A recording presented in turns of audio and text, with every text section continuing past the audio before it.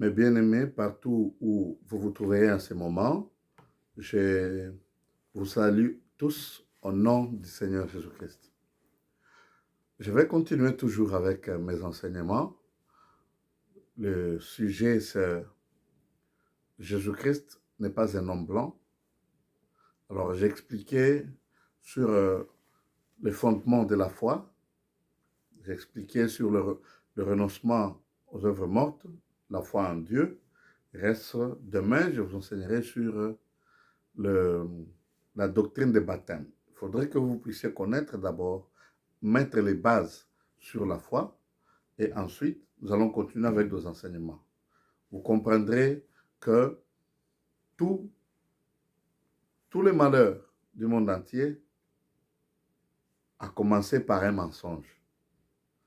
C'est pourquoi on dit le menteur et le père des menteurs, c'est le diable. Il a commencé par tromper Ève en lui disant « Vous ne mourrez point si vous mangez de l'arbre de la connaissance du bien et du mal. » Dieu sait qu'en mangeant de ce fruit, vous connaîtrez le bien et le mal, vous serez comme lui.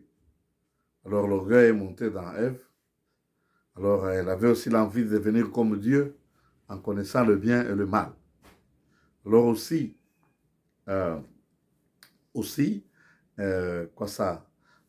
donné le fruit à son mari.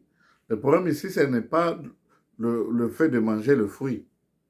C'est parce qu'ils ont accepté le mensonge du diable et ils ont cru que Dieu était jaloux. C'est-à-dire qu'ils ont condamné Dieu indirectement alors que c'est Dieu qui avait dit la vérité. Alors, demain, à 21h, heure du Canada, je vais continuer avec ces enseignements. Mais maintenant, ça va prendre une autre allure parce que c'est très important. Je vais vous parler une partie de la foi en Dieu et la doctrine des baptêmes. Comme vous le savez, il y a le baptême de feu, le baptême d'eau et le baptême du Saint-Esprit. Ce que je vais expliquer en long et en large. Comme pour le moment, vous savez que l'homme, c'est Dieu a créé l'homme à son image, selon sa ressemblance. Homme et femme, il les créa. Et ensuite, il a pris l'homme qu'il avait créé, il l'a mis dans une statue.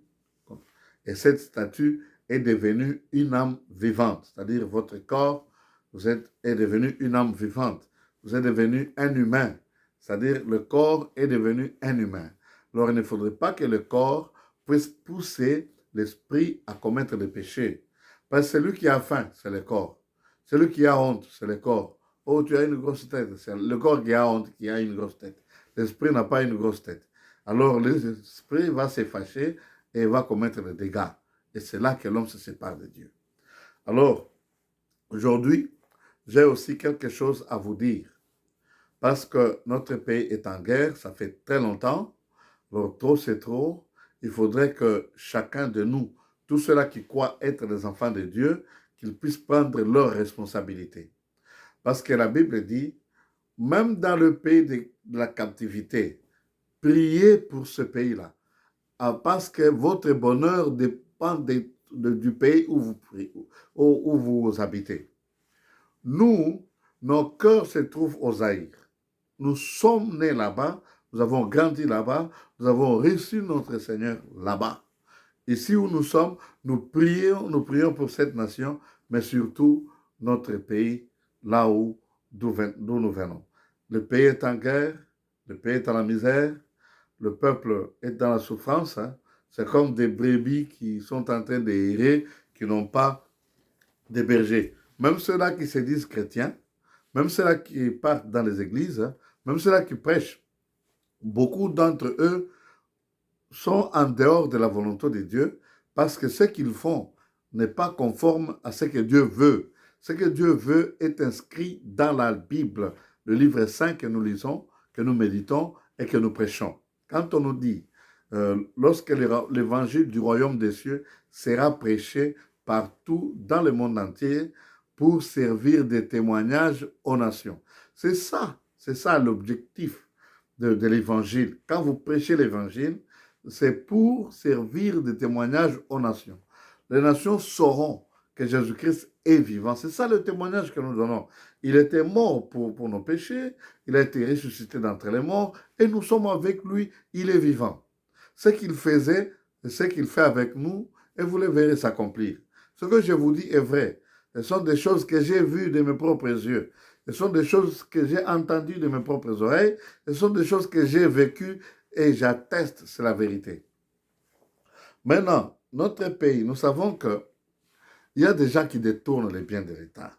Il y a des gens qui égorgent les autres, qui éliminent leur vie. Il y a des gens qui sont en train de voler, qui sont en train de saisir les biens d'autrui sans cause, hein, qui sont en train de faire souffrir des peuples et des peuples là chez nous. Il y a la guerre, une guerre injuste hein, pour piller nos richesses. Il y a des gens qui sont égorgés, mutilés là chez nous. Alors, ce sont des choses tristes. Le jour, nous prions, nous pleurons devant Dieu, nous versons nos larmes à voir comment les créatures de Dieu sont en train de souffrir par la main de ceux-là qui devraient en tout cas les protéger. Alors c'est pourquoi, comme la Bible dit, Dieu maudira ceux qui te maudiront. Nous sommes un peuple béni. Moi et tout mon peuple et notre président, nous avons dédié notre pays à Dieu. Nous avons dit, Seigneur, prends en charge notre pays. Descends, fais ton trône dans notre pays. Règne dans notre pays. Et c'est lui qui règne chez nous. Mais il y a encore des koulounas. Il y a des koulounas en cavale qui sont dans des bureaux. Il y a des koulounas en cours de route. Il y a des wakatakatanga. Il y a des rebelles. Il y a des gens qui entretuent. D'autres sont violés partout là. Alors la souffrance bat son plein. Et pourtant, Dieu a mis beaucoup de richesses dans notre pays. Même la population, le peuple lui-même, c'est un peuple qui est riche et qui peut faire la différence. Mais c'est un peuple qui vit dans la misère. Toutes les richesses sont volées, éparpillées partout. La corruption bat son plein. Maintenant, ce que nous, à partir de demain, avant toute prédication, nous allons commencer à prononcer des paroles et nous disons Amen pour que Dieu agisse. Je vous donne un exemple. Que ceux qui agressent notre pays soient maudits. Nous disons Amen. Que ceux-là qui pillent notre pays soient maudits. Nous disons Amen. Que ceux-là qui mettent du trouble dans notre pays soient maudits. Nous disons Amen.